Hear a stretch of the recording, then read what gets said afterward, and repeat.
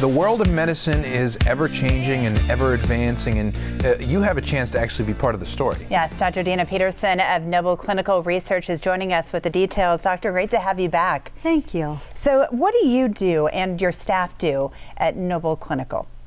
We conduct FDA-approved research studies testing new medicines to make sure that they're safe and effective. And I mean, there's so many out there. People might be asking themselves, do we really need new medicines? Great question. In 20 years as a family doctor, I've learned that not all medicines work for all people, and oftentimes more than one medicine is needed to treat a problem. But with the right combination of treatments, people really can feel better and live longer. So let's talk about the specific. What type of medicines do you study there?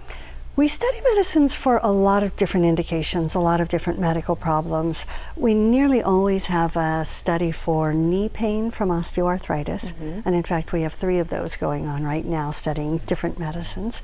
We have a very exciting study right now for eczema.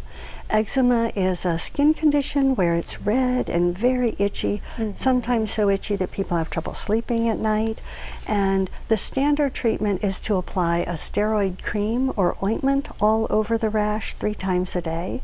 One of the things that's terrific about this new medicine is that it's a pill that's taken once a day and can settle down all of the inflamed skin. So that looks really terrific. When people have eczema, sometimes they just have a little bit. It may be inside of their elbows, around their neck. But this study is looking for people who have a fair amount of eczema, at least 10% of their body. And then it kind of takes over the way that you live in a way. People get very self-conscious about it. You think about what you're going to wear, or how do you hide something. I mean, I think we've all seen those commercials about what people go through. That's an excellent observation. Yes, people really can feel embarrassed if it covers an area that is going to be seen with certain clothing and so on. We have another study for insomnia. Trouble falling asleep or staying asleep, of course. And this study is really terrific in that people who volunteer for this study, who screen for this study, get to have a sleep study, an overnight sleep study.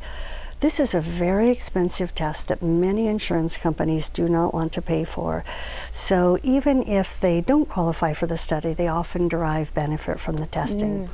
For example, just a week ago, we had a man who did not qualify for the study because the sleep study shows that he doesn't have insomnia, but rather he has severe sleep apnea, which is a very dangerous condition, and his insurance company was not willing to pay for a sleep study. So through our trial, he was able to get one, and now he can move on to treatment with his doctor. Yeah, clearly a number of benefits for somebody to get involved in. For sure. So what should they expect when they call and are pre-screened for this, etc.? What does the volunteer process look like? So when a potential volunteer calls the site, my staff will ask them a lot of different questions. What medicines do they take? What kind of medical problems do they have? What are their symptoms like? And then when they come in for an appointment, they'll be given the opportunity to read a document that tells them all about the study. And then they will have a physical exam, more questions about their medicines, EKG, blood work, that sort of thing.